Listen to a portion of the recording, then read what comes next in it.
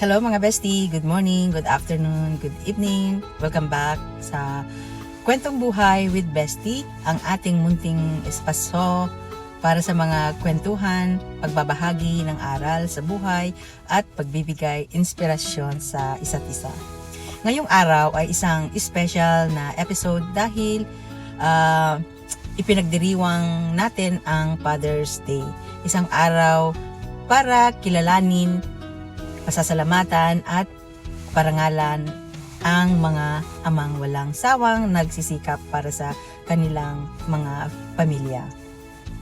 Madalas silang tahimik at hindi palaging nagpapakita ng emosyon, ngunit sa likod nito ay isang pusong puno ng pagmamahal, pangarap at sakripisyo para sa kanilang mga mahal sa buhay. Sa bawat tahimik na pag-aalala at bawat desisyong ginagawa nila para sa kapakanan ng kanilang mga pamilya.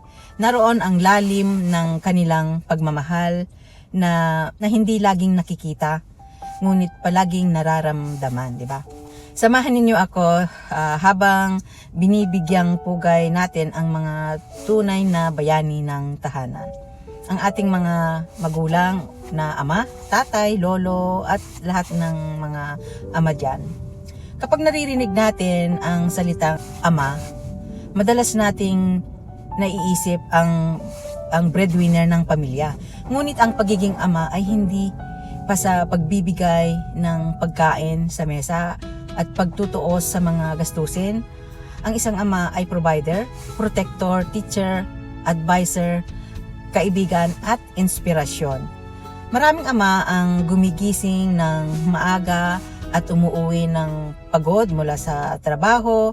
Kahit may sakit, may problema o personal na pinagdadaanan, pinipili pa rin nilang maging matatag dahil may pamilyang umaasa sa kanila. Madalas itinatago nila ang kanilang pagod upang masalubong tayo ng isang ngiti pag-uwi nila sa mga bahay. Ang isang mabuting ama ay mapagmahal kahit hindi niya ito laging sinasabi. Pinapakita niya ito sa kanyang mga gawa. Ang bawat oras ng pagtatrabaho, pawis, pagod at sakripisyo ay paraan niya ng pagsasabing mahal niya ang kanyang pamilya.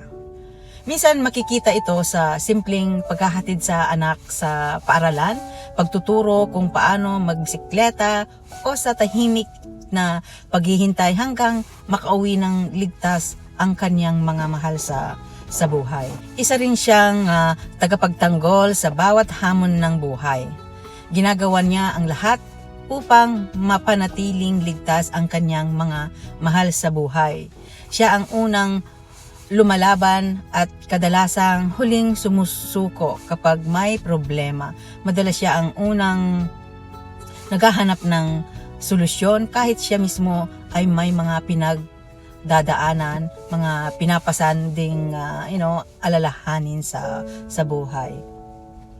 So bilang guro at gabay, itinuturo niya ang mahalagang aral sa buhay. Tinuturuan niya tayong mga anak ng responsable, matyaga, matatag at may respeto sa kapwa. Marami sa mga pagpapahalagang dala natin hanggang pagtanda ay unang natutunan natin mula sa ating mga ama. Ang mga simpleng payo niya habang tayo ay lumalaki ay nagiging gabay na dala natin sa bawat yugto ng ating buhay. May mga ama rin nagtatrabaho sa malayong lugar o sa ibang bansa upang magbigay ng mas magandang kinabukasan ang kanilang mga pamilya. Ang bawat araw na malayo sila sa kanilang mga mahal sa buhay ay isang sakripisyo yung hindi madaling gawin. Ngunit pinipili nilang magtiis dahil sa pagmamahal. Hindi matatawaran ang lungkot ng mga gabing hindi nila mayakap ang kanilang mga anak o personal na masaksihan ang mahalagang sandali ng kanilang paglaki. Minsan hindi natin agad nakikita ang lawak ng kanilang sakripisyo. Habang tayo ay tumatanda, mas nauunawahan natin ang bigat ng kanilang responsibilidad at ang mga pagod, puyat, pangamba at problemang tahimik nilang dinadala upang maprotektahan tayo. Doon natin mapagtatanto kung gaano kalaki ang kanilang isinusuko upang mabigyan tayo ng mas maayos at mas masayang buhay. Sa lahat ng mga ama, tatay, daddy, papa, lolo, stepfathers, at sa lahat ng lalaking tumatayong ama sa buhay ng isang bata, nais naming sabihin na nakikita namin ang inyong mga pagsisikap. Maaring hindi ito nasasabi araw-araw, ngunit lubos namin kayong pinapahalagaan. Maraming salamat sa bawat pawis, oras at pangarap na inyong isinasakripisyo para sa kapakanan ng inyong pamilya. At para sa mga nawalan na ng kanilang ama, ngayong Father's Day ay alalahanin natin ang kanilang pagmamahal, sakripisyo at mga aral na iniwan sa ating buhay. Bagamat wala na sila sa ating piling, mananatili silang bahagi ng ating puso magpakailanman. Ang kanilang mga tawa, payo, yakap at alaala ay patuloy na nagbibigay init at lakas sa ating mga puso. Mga bestie, huwag nating hayaang lumipas ang araw na ito nang hindi nagpapasalamat sa ating mga ama.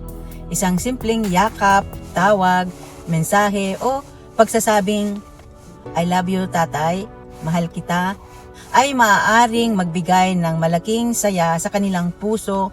Minsan, ang salitang matagal na nilang hinihintay na marinig ay sapat na upang mapuno ang saya ang kanilang buong araw. So, bago tayo magtapos, nais kong ipaalala na hindi natin kailangan hintayin ng Father's Day upang ipakita ang ating pagmamahal at pasasalamat. Habang nandiyan pa sila, iparamdam natin kung gaano natin sila kamahal at pinapahalagaan natin sila.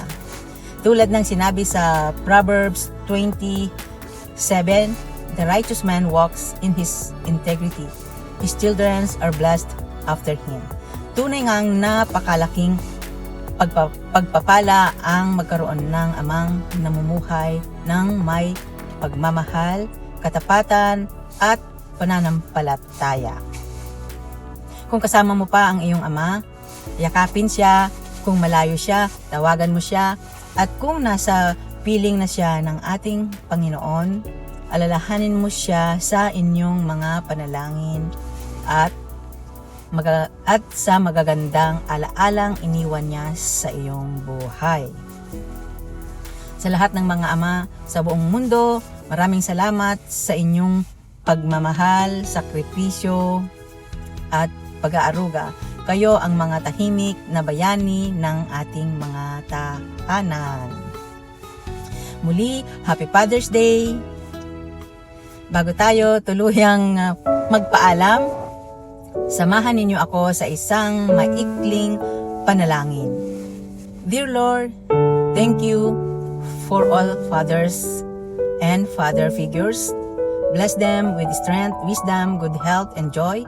May they always feel loved, appreciated, and guided by your grace. Amen.